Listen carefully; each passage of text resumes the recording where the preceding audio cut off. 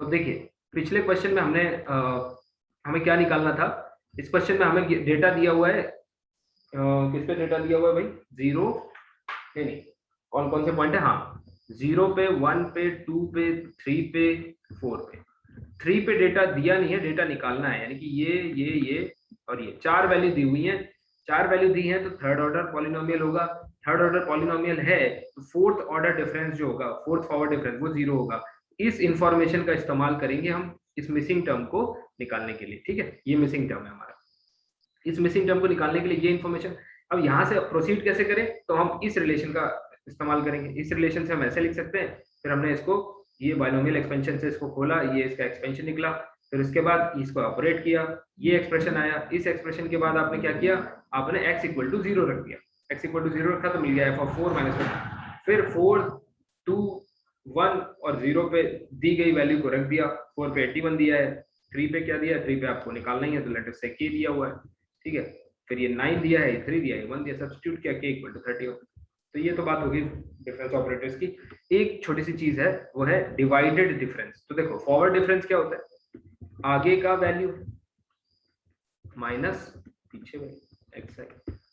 अगर इसी में मैं ये आर्ग्यूमेंट्स का भी सब्ट्रैक्ट कर दूं, xi माइनस +1 माइनस xi, यानी जिनके फंक्शनल वैल्यूज का डिफरेंस आप फॉरवर्ड डिफरेंस में निकाल रहे हैं, अगर मैं उनकी वैल्यू को ही यहाँ पे डाल दूं, मतलब सॉरी उनके उन आर्ग्यूमेंट्स की भी डिफरेंस डिनोमिनेटर में डाल दूं, इसी को कहते हैं डिवाइडेड।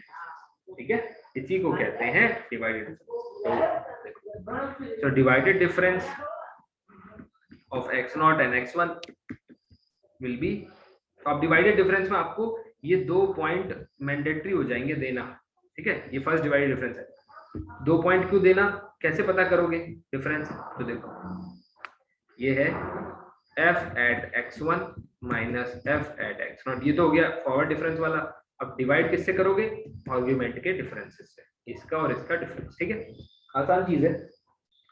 अब अगर मैं आपसे यहाँ से एक छोटी सी चीज पूछूं कि अच्छा एक बात बताओ, अगर मैंने ये ऑर्डर चेंज कर दिया, ये स्क्वायर ब्रैकेट में होता है, ठीक है, कभी यहाँ पे ऐसे ओपन ब्रैकेट मत लगाना, ये x1, x0 ये लिख दूं तो आप कहोगे सर ये यहाँ आ जाएगा, यानी f at x0 minus f at x1 आ जाएगा। वेरी गुड, नीचे क्या आएगा, x0 माइनस x1 आएगा। मैं कहूंगा यहाँ से माइनस कॉमन लो, यहाँ से माइनस कॉमन लो, बात तो एक ही आई है। इसका मतलब डिवाइडेड डिफरेंस में ऑर्डर मैटर नहीं करता। ठीक है, तो यहाँ पे एक छोटा सा नोट लिखेंगे, ऑर्डर डज नॉट मैटर। ठीक है, याद रखिएगा, डिवाइडेड डिफरेंस में ऑर्डर मैटर नहीं करता है। अब अगर मैं आपसे सेकेंड फॉरवर्ड डिफरेंस की बात करूं, यानी कि अगर आपसे वो 3 आर्गुमेंट दे, यानी कि x0, x1 और x2, तो इसके लिए एक्सप्रेशन कैसे निकालोगे, तो देखो इसके लिए कैसे निकालोगे, तो पहले ये और ये, फिर ये और ये, मतलब divided difference of x1 and x2, या फिर x2 एंड x1, जैसा आपको ठीक लगे। x2 x1 से करोगे तो याद आपको आसानी से रहेगा, मतलब इसका और इसका, तो x2 एंड x1, ठीक, माइनस किसके साथ हो रहा है, डिवाइडेड डिफरेंस ऑफ x1 और x0, लेकिन डिफरेंस किसका किसका, इसका और इसका, डिफरेंस आएगा x2 माइनस x0। अब आप कहोगे सर ये वाला जो डिफरेंस है और जो ये वाला डिफरेंस है, ये तो देखो स्टेप साइज बनेगा, है ना, x0, x1, ये x2, तो ये तो h बनेगा, लेकिन बेटा ये क्या बनेगा, 2h बन जाएगा कि नहीं बन जाएगा, बताओ, यस और नो, 2h बनेगा। हेलो हेलो, आवाज आ रही है भाई? ओके, बाकी लोगों को नहीं आ रही क्या, बाकी लोगों को आवाज आ रही है मेरी, प्रतीक्षा, पूजा? यस सर, आ रही। Yes sir. ओके, ठीक है, आपके रिस्पॉन्सेस पे डिपेंड करेगा, मैं आगे के सब्जेक्ट खुद पढ़ाऊंगा या किसी से बोल दूंगा पढ़ाने के लिए, है ना। चलो अब देखो,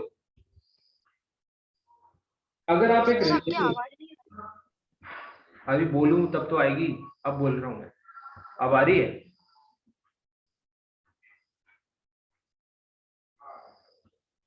हाँ सर आ रहे। हाँ सर आ रही। Relation, I'm planning to hire someone to do all this because आप लोगों के भी रिस्पॉन्सेज उतने नहीं आते और सब टाइम वेस्ट है। रिलेशन बिटवीन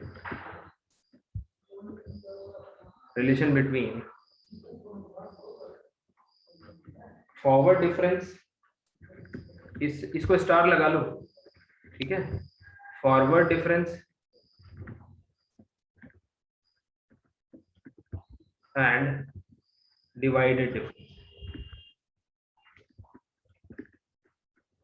ठीक है, ये बड़ा इंपॉर्टेंट रिलेशन है, देख लो क्या है।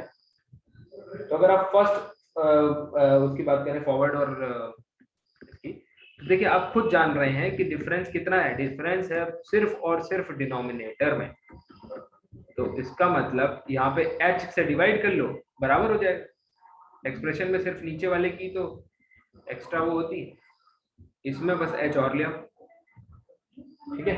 अब अगर आपको x not second divided difference के साथ रिलेशन चाहिए सेकंड फॉरवर्ड डिफरेंस का, यानी कि अगर आप ये देखना चाह रहे हैं तो क्या होगा, देखो सबसे पहले यहाँ पे h स्क्वायर और यहाँ पे 2 फैक्टोरियल, ठीक है, h स्क्वायर और 2 फैक्टोरियल, आप दोनों को कंपेयर भी कर सकते हैं, आपके पास ये पिछली स्लाइड में एक्सप्रेशंस हैं, आप यहाँ से देख सकते हैं। फिर एक जनरल फॉर्म लिख लीजिए f nth के लिए, x नॉट x1 x2, ठीक है, एंड xn, nth हो गया ये nth डिवाइडेड डिफरेंस, और ये क्या आएगा, nth forward difference at x naught and nth forward difference and at x naught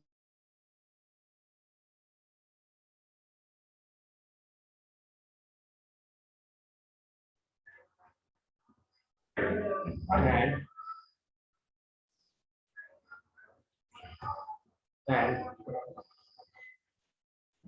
n factorial, बिल्कुल यहाँ से एनालॉगसी आप फॉलो कर सकते हैं, you can follow here, this can be taken as n factorial and this can be this must be treated as, ये क्या आ जाएगा, यहाँ पे एनालॉगसी फॉलो करेंगे तो h to the power n, ये सेकंड में है, ये nth है, so it will be n, क्या हुआ से वो h रेस्ट पर n ही बोला था मैंने। ओके चलिए, ओके, छोटा सा काम दे रहा हूँ, 10 सेकंड का काम है, find divided difference table,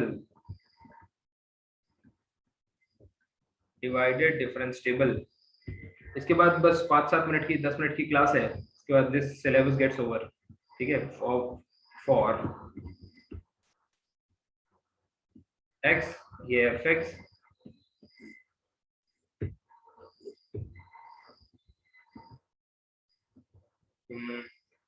to 456, आपको याद रखिए डिवाइडेड डिफरेंस टेबल बनानी, 9711 और यहाँ पे है 10980, ठीक है, 980, चल शुरू हो जाओगे।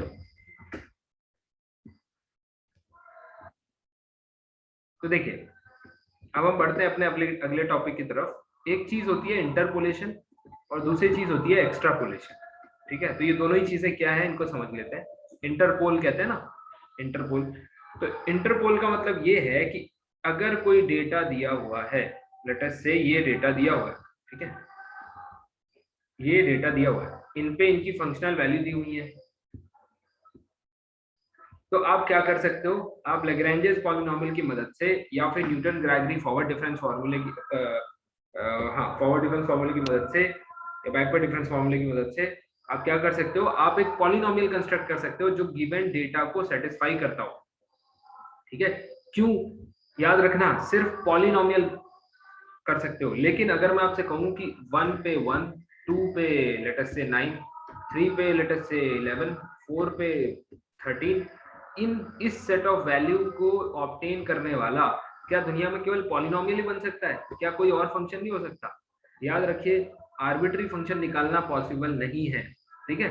लैग्रेंजेस इंटरपोलेशन फार्मूला हमें ये लिबर्टी देता है कि हम इससे मैच करने वाला, इस डेटा को मैच कराने वाला एक अच्छा पॉलिनोमियल, ठीक है, यानी कि इसको कहते हैं अप्रोक्सीमेटिंग दिस, तो उस वो एक पॉलिनोमियल हम जरूर बना सकते हैं। तो वो मैं फार्मूला अभी आपको लिखवाऊंगा, लेकिन मैं आपको पहले ये समझा दूं इंटरपोलेशन क्या है और एक्सट्रापोलेशन क्या है। तो आप पहली बात तो ये है कि दुनिया में सिर्फ पॉलिनोमियल ही सेटिस्फाई नहीं करते, लेकिन हमारी मजबूरी है कि नॉन पॉलिनोमियल फंक्शन यानी किसी जनरलाइज फंक्शन के लिए हमारे पास कोई फॉर्मूला नहीं है, इसलिए हम इसको पॉलिनोमियल से ही अप्रोक्सीमेट कर लेते हैं। हम यही समझ लेते हैं कि ये इसको सेटिस्फाई करने वाला एक पॉलिनोमियल ही मिल जाए, उसी से काम चला लेंगे, ठीक है।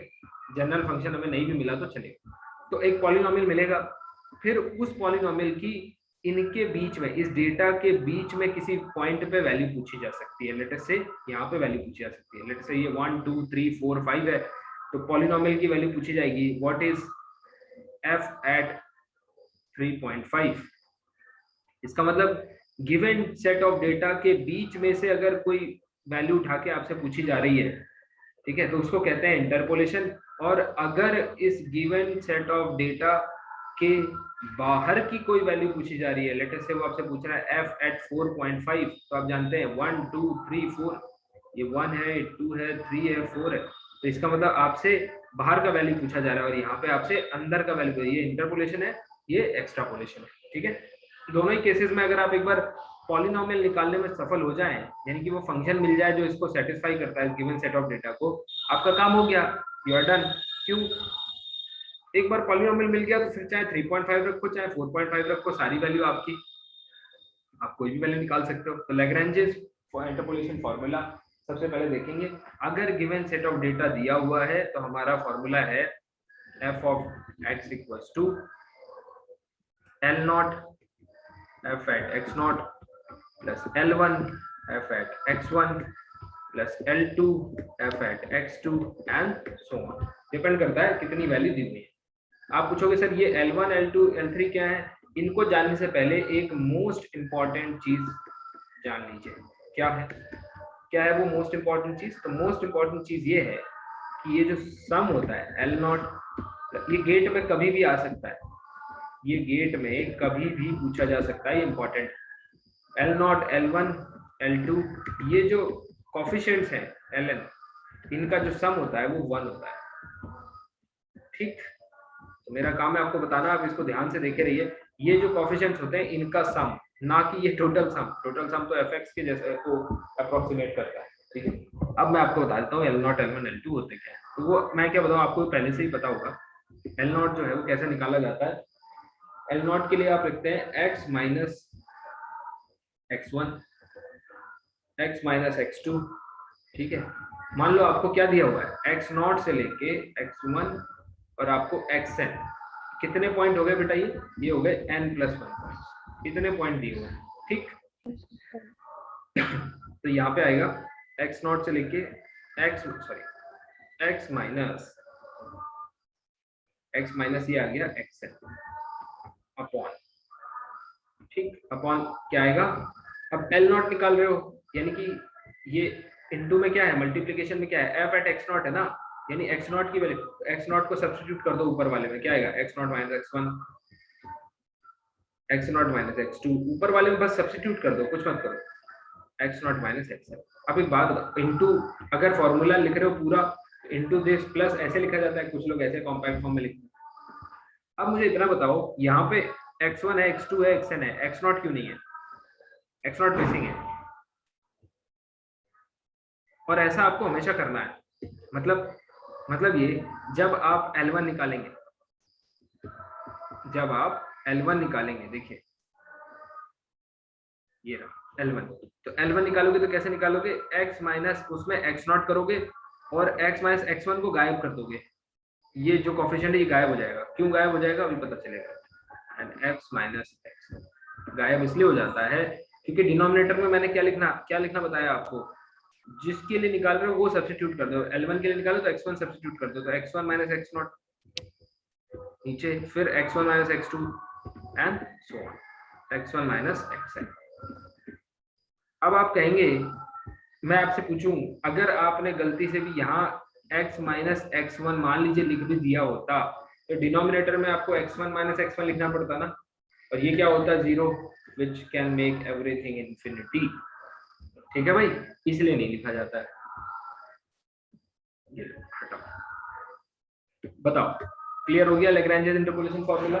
कोई डाउट है कैसे इस्तेमाल होता है और क्या है? ठीक है, तो इसमें से आप एक क्वेश्चन भी कर सकते हैं, जैसे फॉर एग्जांपल मैं आपको करवाऊं, एक सेट ऑफ डेटा है, x दिया हुआ है 0 1 2 5 और fx आपको दिया हुआ है 2 3 12 और 147। एक बात मुझे बताइए, कितनी वैल्यू दी हुई है, गिवन कितनी है, मिसिंग टर्म तो इसमें है नहीं कितनी, और वो आपसे पूछ रहा है फाइंड f at 3, तो बताओ ये इंटरपोलेशन है, और एक आपसे पूछ रहा है f at 6, तो ये इंटरपोलेशन है कि एक्सट्रापोलेशन? इंटरपोलेशन है ना, ये इंटरपोलेशन है ना, 6 वाला एक्सट्रापोलेशन। तो आप इसमें लैग्रेंजियन इंटरपोलेशन फार्मूला लगा सकते हो। कितनी वैल्यू दी है, 1 2 3 4, 4 वैल्यू दी है, लेकिन आप जब निकालेंगे तो कितने डिग्री का पॉलिनोमियल आएगा, you will get polynomial of degree 3। ऐसा क्यों होता है? नहीं एग्जैक्टली 3, डिग्री 3। ठीक है, अब अगर कोफिशिएंट 0 हो जाए वो बात अलग है, तो क्यों ऐसा होता है, डिग्री 3 क्यों, एक मिस क्यों हो गई? देखो एक मिस हो गई इस फैक्टर की वजह से, यहाँ पे आपने क्या छोड़ दिया था, x माइनस x0 छोड़ दिया था, तो एक x यहाँ एक x कम हो गया ना ऊपर, इसकी वजह से, तो यहाँ की वजह से गड़बड़ हो जाती है। ठीक है, तो सही है भाई, क्या लिखे यहाँ पे, इन अदर वर्ड्स इसको लिख सकते हैं एट मोस्ट 3। मान लो कोफिशिएंट 0 हो जाए तो बात ही खत्म हो जाएगी। ठीक है भाई, ये हो गया हमारा न्यूटन इंटरपोलेशन फॉर्मूला। चलिए, थैंक यू सो मच। ये है हमारा न्यूमेरिकल एनालिसिस। ठीक है, ये लास्ट लेक्चर था।